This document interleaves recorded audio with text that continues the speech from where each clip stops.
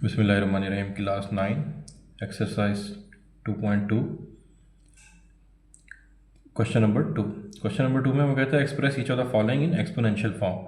हमने logarithm form से exponential form में कन्वर्ट करना है, जबकि क्वेश्चन नंबर 1 में जो था वो कहता था express each of the following in logarithm form. तो हमने क्वेश्चन 1 में लॉगरिदम फॉर्म में कन्वर्ट करना था और अब हमने लॉगरिदम फॉर्म में उसने क्वेश्चन दिए हुए हैं और हमने उनको फिर से एक्सपोनेंशियल फॉर्म में कन्वर्ट करना है। तो ये पार्ट 1, ये उसने हमें लॉगरिदम फॉर्म में क्वेश्चन दिया हुआ है। log 5 1 to 5 is equal to 3। तो जब हम एक्सपोनेंशियल फॉर्म से लॉगरिदम फॉर्म में कन्वर्ट करते थे तो हमने जो जनरल टर्म यूज़ की थी वो ये थी, लॉग ऊपर रिजल्ट लिखते थे और नीचे base is equal to exponential, मतलब लॉग बेस ऊपर r is equal to exponential mean power. ठीक है, अब हमारे पास एक क्वेश्चन है जिसमें ये है 10 रेज टू पावर 3। तो 10 रेज टू पावर 3 जिसमें बेस हमारे पास क्या थी 10, ये पावर है, पावर को एक्सपोनेंशियल भी कहते हैं, और जो इसका रिजल्ट आया था वो हम आगे लिखते थे 1000। तो ये r था, ये पावर और ये बेस। अब हमने लॉगरिदम फॉर्म से एक्सपोनेंशियल फॉर्म में कन्वर्ट करना है। तो ऑलरेडी इसने लॉगरिदम में दिया हुआ है, log 5 1 to 5 is equal to 3। अब log बेस यहाँ पे जो लिखा हुआ है वो क्या है, बेस, मतलब ये 5 क्या है हमारे पास बेस, और 1 to 5 ये हमारे पास क्या है, log के जो ऊपर लिखा हुआ है ये हमारे पास रिजल्ट है, और इक्वल टू के बाद जो है वो एक्सपोनेंशियल है, वो हमारे पास e है। तो इसको हमने लॉगरिदम फॉर्म से जब सिंपल एक्सपोनेंशियल फॉर्म में कन्वर्ट करना है तो उसके लिए हम बेस लिखेंगे, बेस के ऊपर पावर लिखेंगे एक्सपोनेंशियल, और इज इक्वल टू रिजल्ट, मतलब इज इक्वल टू के बाद जो वैल्यू होगी वो रिजल्ट की होगी। तो इस क्वेश्चन के अंदर पार्ट 1 में हमने इक्वल टू लगाया, और इक्वल टू के बाद क्या लिखना है हमने रिजल्ट, और इस क्वेश्चन में रिजल्ट हमारे पास क्या है जो स्टार्ट में गिवन है 1 to 5 r। तो ये हमारे पास रिजल्ट आ गए। अच्छा, इधर बेस लिखनी है, इस क्वेश्चन के अकॉर्डिंग बेस हमारे पास 5 है, और बेस के ऊपर क्या लिखना है हमने एक्सपोनेंशियल, और एक्सपोनेंशियल हमारे पास क्वेश्चन में 3 गिवन है, तो मतलब यहाँ पे 3 आ गया, 5 raise to power is equal to 1 to 5। तो हमारे पास फाइनल आंसर आ गया 5 पावर 3 इज इक्वल टू 125। तो अब हम पार्ट 2 पे देखते हैं। तो इस क्वेश्चन में हमारे पास ये 2 क्या है, ये बेस है, और 16 रिजल्ट है, और 4 क्या है, 4 हमारे पास एक्सपोनेंशियल गिवन है e। तो लॉगरिदम फॉर्म से हमने एक्सपोनेंशियल फॉर्म में कन्वर्ट करना है, तो बेस लिखते हैं, पहले इस टर्म को यूज़ करेंगे, बेस लिखेंगे, बेस हमारे पास 2 है, बेस के ऊपर एक्सपोनेंशियल मीन पावर लिखेंगे, एक्सपोनेंशियल हमारे पास 4 है, इज इक्वल टू के बाद हमने रिजल्ट लिखना है, और रिजल्ट r मीन हमारे पास 16 गिवन है। तो हमारे पास आंसर आ गया 2 raise to power 4 is equal to 16, मतलब 2 को 4 टाइम लिख के मल्टीप्लाई करें तो रिजल्ट हमारे पास 16 आएगा। ये पार्ट 2 भी सॉल्व हो गया। तो हमने इन दोनों टर्म को याद करना है, ये हमारे पास लॉगरिदम की जनरल टर्म है और ये हमारे पास एक्सपोनेंशियल की जनरल टर्म है। तो लॉगरिदम से जनरल में जब जाएंगे तो इसको फॉलो करेंगे, एक्सपोनेंशियल से जब हम लॉगरिदम की जनरल टर्म में जाएंगे तो फिर रिवर्स होगा, इसको फॉलो करेंगे।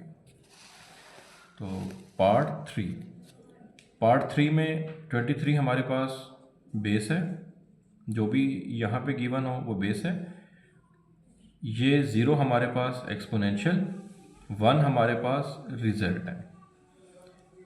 तो इक्वल टू की राइट साइड पे तो एक्सपोनेंशियल ही होगा। तो हमने इसको किस में कन्वर्ट करना है, हमारे पास एक्सपोनेंशियल की टर्म क्या है, वो है बेस,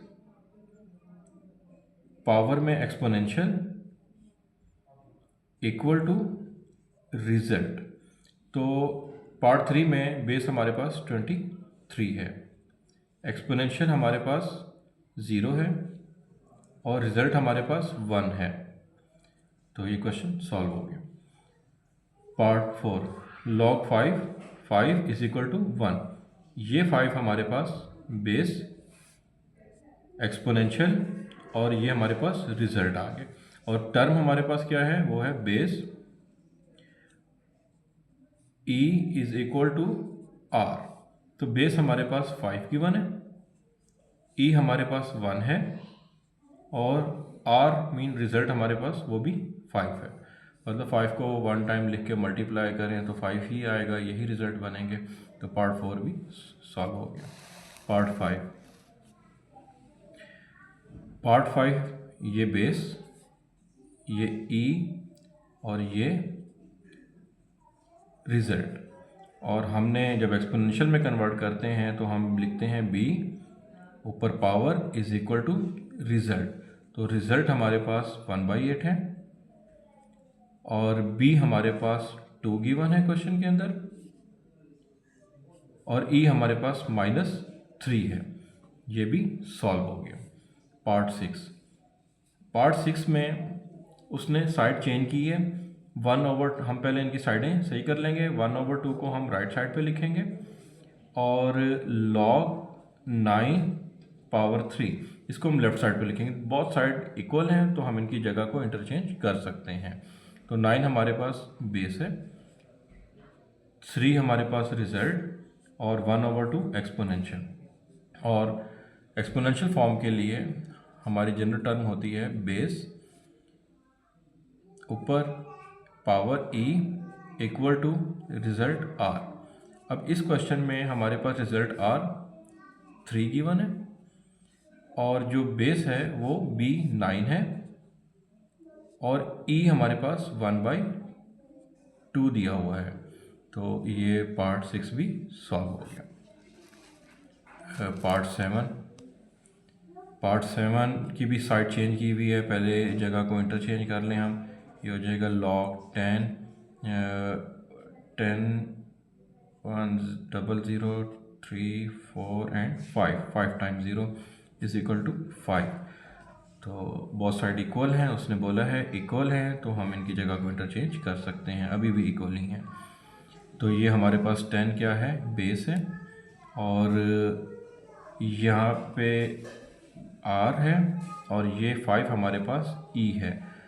और एक्सपोनेंशियल के लिए हम लिखते हैं b पावर में e is equal to r। तो b हमारे पास क्वेश्चन में 10 दिया हुआ है, e हमारे पास जो गिवन है e हमारे पास 5 दिया हुआ है, तो 10⁻5 और रिजल्ट r हमारे पास 1 लाख गिवन है, मतलब 1 2 3 4 एंड 5 टाइम 0। तो ये अगर 10 को 5 टाइम लिख के मल्टीप्लाई करें तो यही आंसर, यही रिजल्ट निकलेंगे। तो क्वेश्चन 7 भी सॉल्व हो गया। पार्ट 8 4 बेस है और ये हमारे पास -2 जो है एक्सपोनेंशियल और 1/6 हमारे पास रिजल्ट है। एक्सपोनेंशियल की टर्म है b power e is equal to r। Result r हमारे पास 1/16 है। b हमारे पास बेस जो है वो 4 गिवन है और e एक्सपोनेंशियल -2 दिया हुआ है। तो ये पार्ट 7 भी सॉल्व हो गया।